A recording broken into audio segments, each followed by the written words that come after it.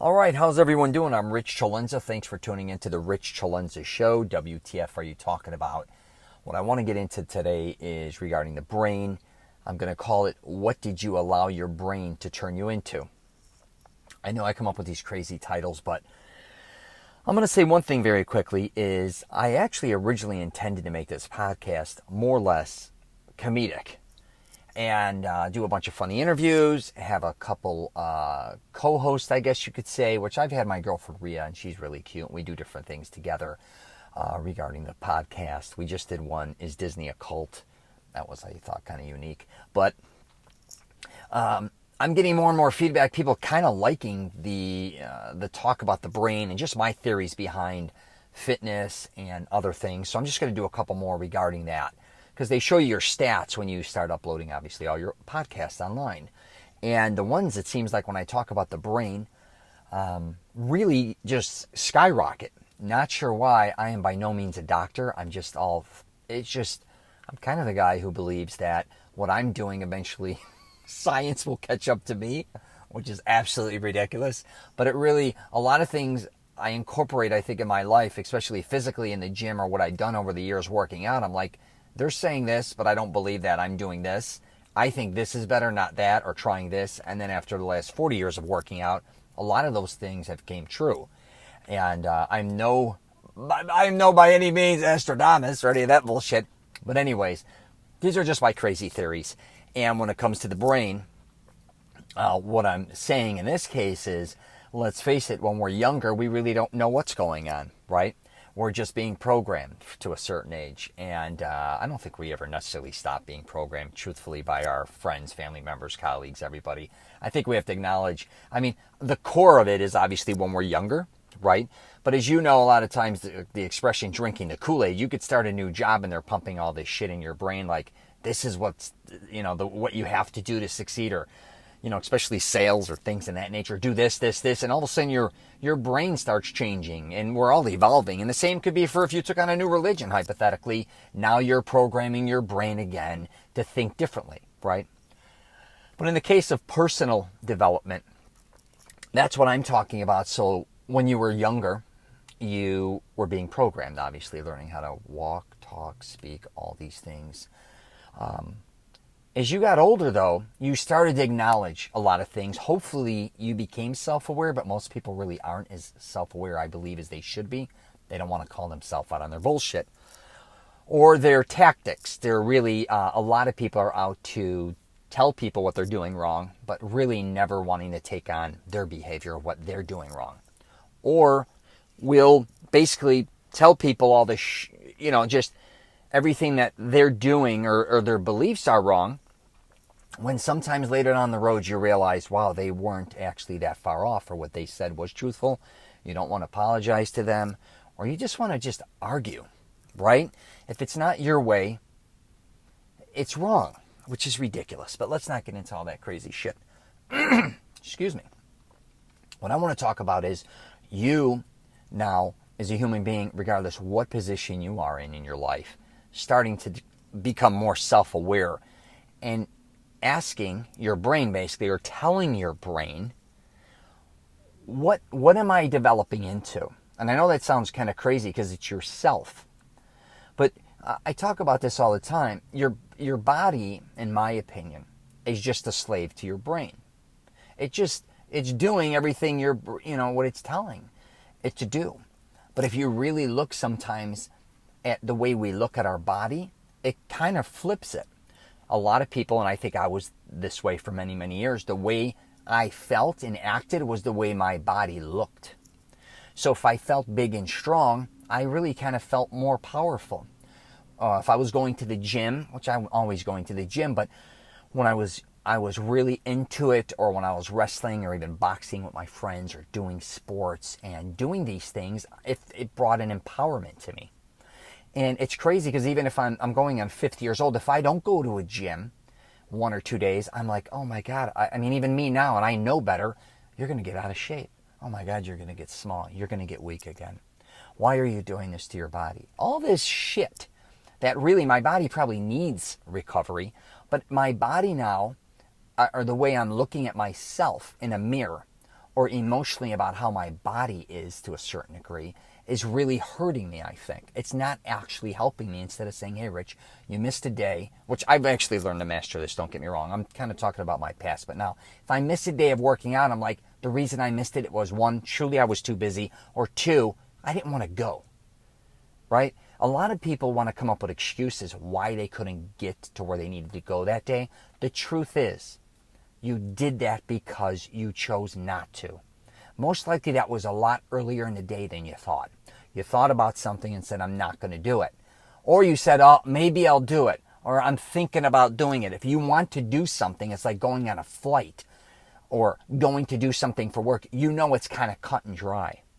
And I think that's another thing we have to, if we really want to get things accomplished, again, our brains, we kind of give it what I call a pass all the time. It's kind of saying, this is what I want to do. This is what I kind of plan on doing.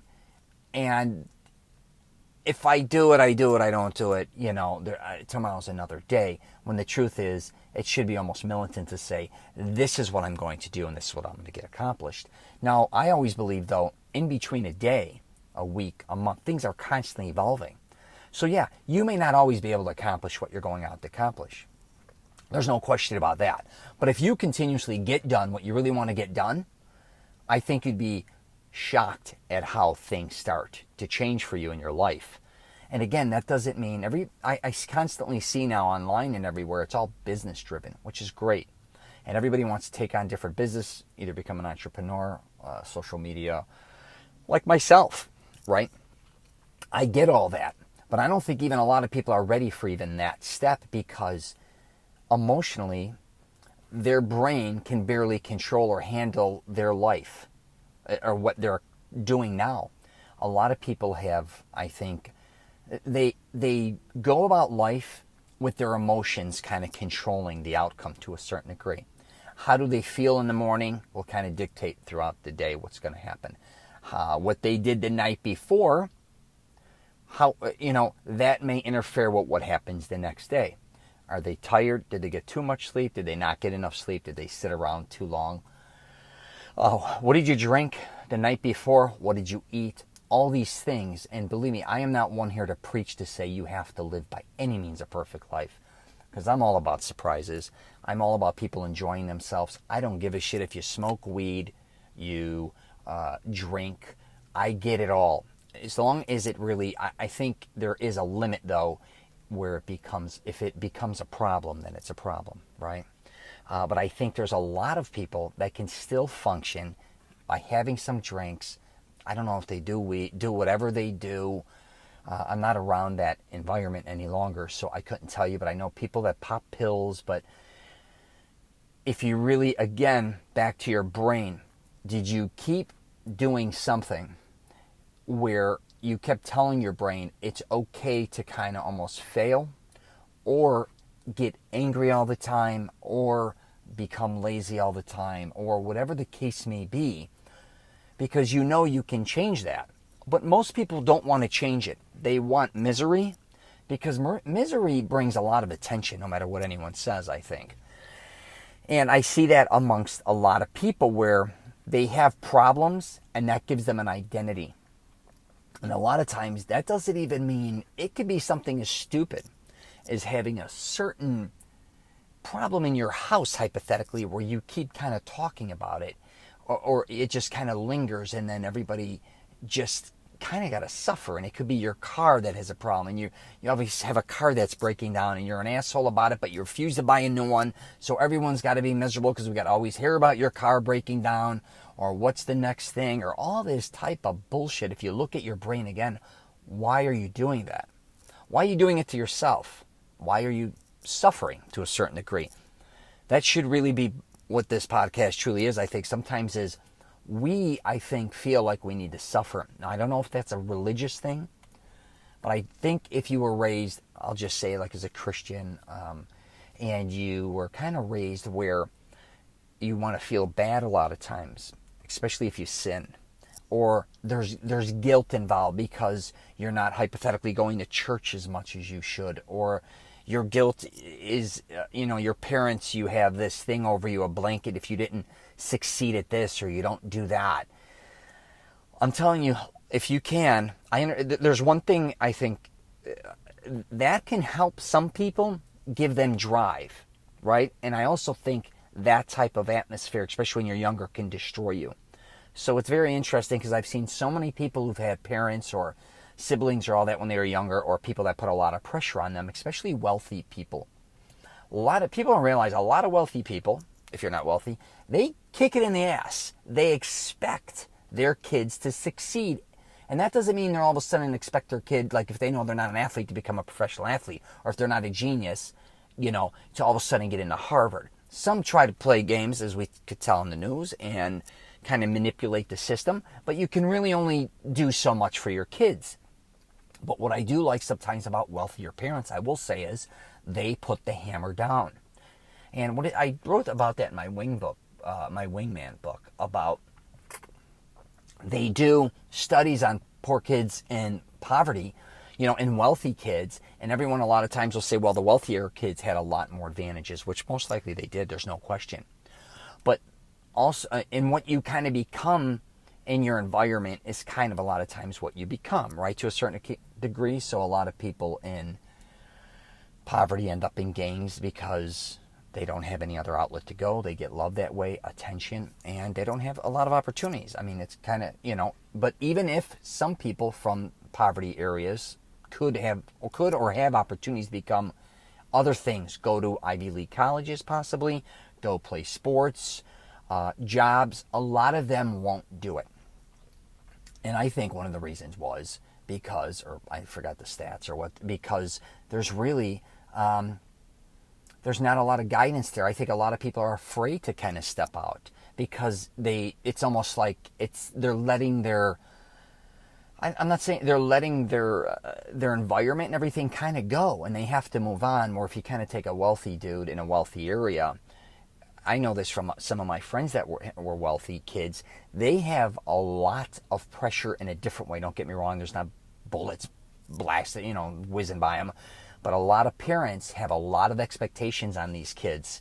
That goes for obviously their homework, what they do, sports, what type of colleges they're getting into, all these things. What type of degree are they going to get? What job? They have a lot to live up to. And you may not think it's stressful living in a wealthy environment. It is extremely, a lot of times, very stressful. Because a lot of parents, wealthier parents, they're not always the happiest people in the world. Just like a lot of parents in the ghetto aren't happy either. But back to our brain. I got a little off track there. I'm sorry. That's just kind of what I do. But I guess what I'm saying with that situation, back to your brain, is the environment for most people, I think, is you're creating the environment you want, and you're giving your brain, you're constantly telling your brain, I'm cool with this situation, even though you're not necessarily. And if you're not cool, you're not willing to change your mind or change your brain or mindset to start doing what you want to do.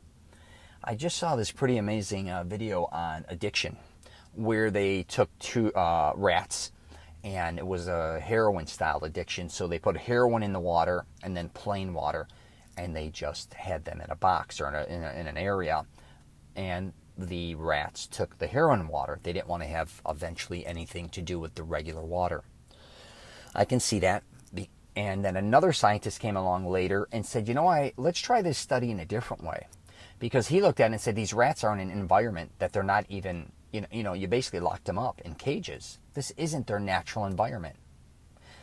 So he took them and put them in the environment of kind of their dreams, or kind of like the environment they were born to live, which would be, digging tunnels and being outside, not being stuck in a metal cage. Totally different environment. They put them in the environment they should be in, that they think they would like. They stuck heroin water and regular water. Guess what they chose? They chose regular water. I guess kind of the moral of the story is, a lot of times we're not in the right environment. We're in an environment that we don't like. But for some reason, and everybody has setbacks, but a lot of times we've programmed our brains to maybe set us up to be in that environment. And before you know it, now we're in that environment. Now we want to escape it. And I do think that kind of makes sense to a certain degree, because I've had a lot of family members, friends that become drug addicts, alcoholics. Some even died, overdosed. Not a few, a bunch. And I sometimes think about them and said they never really had a shot. I almost felt bad for them. They almost started when they were younger. And I think a lot of people with drugs or alcohol, it's pretty interesting because it starts fun. If you really think about drugs and alcohol, our brain at the beginning or whatever, for the most part, it's not like you immediately, have one drink and the next week you're an functioning alcoholic. Now, maybe some are. I'm not going to, same with drugs, somebody may do some blow or smoke some weed one day and then in a week later, a month, they're a full-blown, drug addict. Usually that's not the case. It kind of builds up over time, and I think it's an escape. All these are just my interpretations of what I've seen over in my life with these people. But a lot of them that ended up drug addicts, alcoholics, a lot of them were very intelligent. A lot of them were really fun, great storytellers, interesting people. Really, I mean, and I'm not even talking artists, because I know a lot of people relate me to artists like filmmakers or even musicians or any of that. I'm not even talking them type of people. Yeah, we get those guys are like, they're almost magical, right? A lot of people that make music, do all that stuff, great. Filmmakers, wonderful. I'm talking just average Joes, where they were really intelligent. A lot of people like them, and either something internally they needed to escape, or they just became dependent on alcohol and drugs, but it was really fun at the beginning for them. They were usually fun people. Something turns there where it kind of goes from fun to misery. And this I've seen even with wealthy friends in downtown Chicago. I don't even want to name some of them that ended up in, some of the best condominium complexes that OD'd. I don't know if it was them being spoiled and not being able to handle the real world, because I seen that with wealthier kids where they kind of, I know a guy that didn't even know how to pump his own gas, and he's like 20-something years old, and he would only try to find full-service gas stations. I'm like, what the they get so far removed from the real world, which is kind of, I think, embarrassing, but a lot of parents made them kind of enablers. And then I've had a lot of friends, some extremely poor, or the same thing, they end up on drugs and alcohol, maybe looking to escape that environment. I don't know. I wasn't in that environment, like I would say more of a middle-class environment. But I do know when I put myself in areas or places that I like to be, obviously I feel different. And that doesn't mean I have to be in a high-rise somewhere, or I have to be literally on the beach to be happy, or this. It could be as good as going to a good gym, a nice coffee house. I always talk about the small things I believe are what usually make us the happiest. I really 100% believe that, but we kind of throw a lot of those away, and we kind of financially, I think, put ourselves in positions where we say you want a house, but you want a magnificent house. I get it. And before you know it, you're house poor.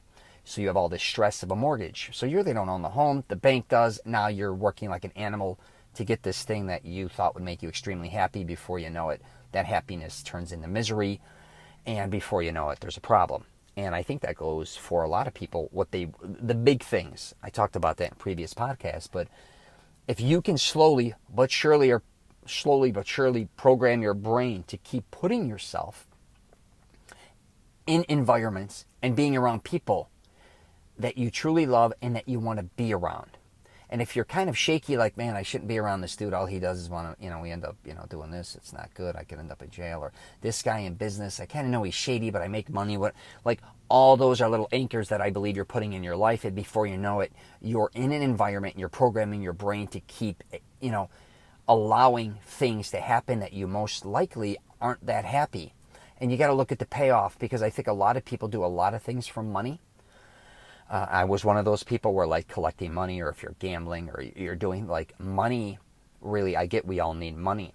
But when your main focus becomes money, and again, this is just my opinion, when it's never enough money, it's never enough possessions. I really believe that. It's never almost, it's almost an addiction, I think, is chasing money. And I get some people are really good at it. Some people are really bad at it. But I'm going to tell you something. I remember one time even talked to my ex-wife, because I kept buying things, and I had to have more expensive cars, a bigger home, and I'm looking for a bigger home, and going to Vegas, that wasn't enough, or let's go to the Bahamas. I had to keep doing. And she's like, when is it ever going to be enough at that point? And I was in my mid-20s then.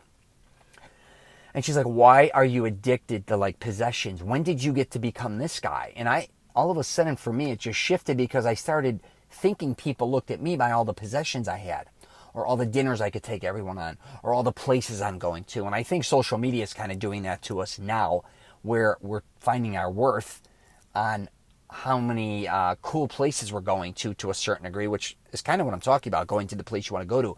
But are you going there to truly feel fulfilled? Or are you just going to go to this place because you want to take a selfie to say you were there? Are you making other people are you more interested in showing other people you're happy? Or are you actually genuinely happy? And I think a lot of people genuinely aren't that happy. Because I see them being more and more removed from personal relationships. That's just me, and I think I'm one of them. As far as that kind of went for a while, I was traveling so much, and I used to put up all these different pictures of food Italian foods I'd eat all over the country. And people liked them. It seemed like, this is a long time ago, like 10, 9, 8 years ago. And before you know it, I'd be like, oh, I got to go all the way over there to do that, and I'll take a picture. I'll drive in traffic, and I would go there, do it, or I'd go do certain things for social media or post it to kind of say, look at me, how cool I am, I'm here. I'm in Alaska. Oh, now look, I'm all of a sudden in Spokane, Washington. Oh, look, now I'm in Utah. Now I'm in Florida. Oh, I'm back in California. Now I'm in Manhattan. Whatever. I look back at that and say, was I posting those things? Why was I really doing that? Because I'm looking for attention, probably on social media. I'm looking for likes. I'm looking for comments. I'm looking for people to look at me a certain way. And as time went on, I'm like, I can actually be helping people. How is this helping me? How's it helping them? I mean, it is cool, and I still do post things like that, especially fun things. I do like that. But back to my brain, that's how I program my brain, I think, because I want attention. And I think even when I became a filmmaker, that's what made me become a filmmaker, is getting attention. But I realized when I stopped making films, I stopped getting attention. So I wanted to raise money for another film, but I really had to take a step back, and it was really going on my fourth film. I wrote, produced, and directed 2 films, co-produced the third, did some shorts, and then went after financing and was exhausted. I was just exhausted. And I said, why? What did I program my brain to be? Did I program it to make films to make me happy? Yeah, that was my first film, was the dream of me making a movie. Why did I make a second movie? To be better than the first. Why did I help someone with a third film? Maybe because I didn't want to lose it, and I couldn't seem to raise money for my next couple scripts. So I just wanted to, help someone too. But after that, why was I making films? Because it was actually exhausting me. It hurt my marriage, I think, which is, that was meant to be. Whatever was happened. Even my kids, I was obsessed with being in the film industry, not really realizing what it was doing to me physically, mentally, and my brain. And it took me a long time to say, Rich, you don't have to worry about that anymore. And I think a lot of people were constantly worrying about things. We've programmed our brains that it's almost like if we're afraid of what's going to happen to others, or we're kind of in fear, it's almost like an addiction there too, where if how do I explain it? If you don't it's not anxiety, but if you don't have all this stress, it feels like you're not getting anything accomplished. Your life doesn't have to be that hard. We've kind of been programmed to say, hey, we have to have a home. We have to have a mortgage, car payments. We obviously have electric bill, cable bill, Wi-Fi bill. You need this, you need this, you need this, you need that. It will never end, man. And I think a lot of times if we just step back again and say, what do I truly, really want? My buddy called me the other day, and he listens to my podcast, and he's like, Rich, I got this old car. And I listened to your podcast, whatever, and he says, it's an old car. I never fixed it up or whatever. And he's like, I never drive the car. That was the car that I always wanted. I got it, just threw it in the garage, never gave a shit about it. He's like, I'm like, what am I doing? I got rid of my other cars. He goes, and this is the car I always wanted, so it forced him to fix it up and keep it going. He is happier than a pig in shit. But he's like, I never thought about it that way. We kind of we go after sometimes what we want, and we kind of get it sometimes, in his case, like a vintage car, and then he never does anything with it. And I was at a car show recently, too, with my buddy who had he had an opportunity to get a Mustang very cheap by his neighbor. And I says, why didn't you get it? He's like, I'm an asshole. And he's like, what am I doing? I always wanted that car. I had an opportunity. Instead, I went and did this, and I wanted to go on a vacation too, and I went and did that and that, and then he blew the opportunity. He's still miserable. And this happened a long time ago. He's getting so crazy, he's ready to just change his life, not because of me, and like really sell his home, get some money, pay off his cars, rent for a while. He wants to go fishing all the time in Clearwater. And I'm like, I get it, dude. I get it. He's like, I just want to simplify my life. I don't want to wait till I'm retired. So it was very interesting when you hear someone, and that's my belief as well. Don't think like your life right now can change. It's going to take some things to do. And you may end up with your wife's, he only has one kid, so I think his wife is like, yeah, you know what? We're going to make a nice piece of change. They live in Florida in their house. It may go up, it may go down. Who knows? He doesn't trust the market as far as real estate. A lot of times in Florida goes, it goes ups and it has huge ups and downs. But he wants to get. He's just exhausted from the mortgage every month, and he's on a single income. And he has his son. He's like, and he's working his ass off. He's like, I want to cut back on my hours, spend more time with my son, go fishing more. I want to do this while I'm younger. He's going to be 49 or whatever the case may be. He's like, I'm not waiting till 65, 70. Right? And he only got the house 10 years ago, so he's got like a 20-year mortgage on it, and he's locked in there. He was even talking about possibly moving to a beach town or near one so he could fish more and drive in for work. But what I'm saying is we have these discussions, and he's like, that's his brain. He's kind of evolving and putting himself, like we said with the rats, into an environment that he really wants to be in.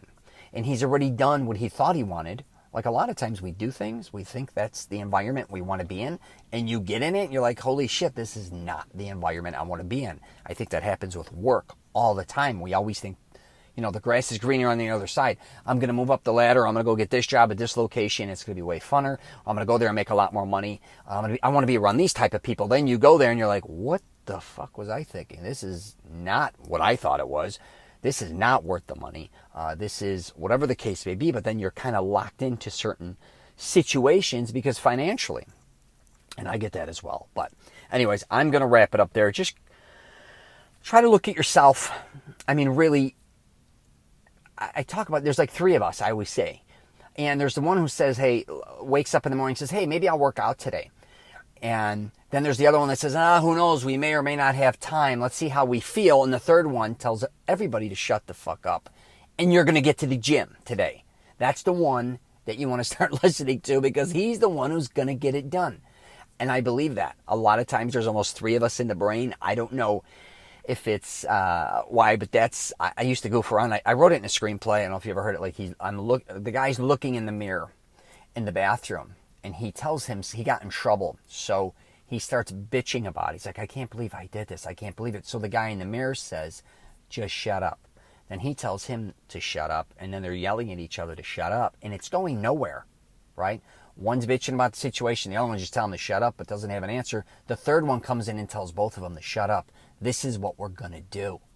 I think sometimes we need that other person in our brain to come in and say, shut up. Why am I in this position? Why am I programmed this way? Why am I not willing to make changes? Why am I not willing to evolve? Why am I not happy? What is going to make me happy? And if you can't make yourself happy, obviously that's a programming mechanism that you're programmed yourself because you've made yourself believe you can't be happy, which could be the case. Some people just are miserable people, and some people like being miserable, right? We have those type of people. If God forbid they were happy or they said anything was going their way because their identity has become being miserable, and a lot of people use that as a con to get more out of other people. They're always the victim, right? If they switch that, then they're afraid, I think a lot of times, is people will depend on them for things, and they're kind of selfish a lot of times, those people, no matter what they want to say. Not all of them, but a lot of times people that love to gather and, always get, they don't like to give. So their MO is going to be the victim all the time. But if you want to break out of that, because I think at times we all need something from someone, there's no question about that. But learn to kind of reciprocate is what I talk about all the time. And I think a lot of younger people are used to getting more and more, and they're not really giving. So that's just my personal opinion. But so yeah, kick your kids in the ass is what I'm basically saying. after everything is said and done. I'm just kidding. All right, I'm going to wrap it up there. If you get a chance, you can check out my Mastering Self-Confidence program. I try to help men find the woman or women of their dreams. I go through a lot of this shit in that program with them not feeling worthy that they could get the woman of their dreams, or not thinking that they deserve it. And that's, I mean, even men that get divorced or carrying all this baggage around, fucking let it go. No one gives a shit. Listen, everyone's got a story. I'm going to tell you right now. And a lot of the stories, they're not good. Most are bad, I can assure you. You know, so anyways, where's my other stuff? CELENZA.com. I'm on Twitter, LinkedIn, Facebook, and Instagram lately. I've been putting a lot of things up regarding fitness. I've been visiting gyms all over North America. I've been putting up videos there and getting my advice on fitness, especially for middle-aged guys. I'm also putting up videos of me working out at my age that I've learned over the last basically 40 years. So check that out as well. All right, take care, and I wish you nothing but the best.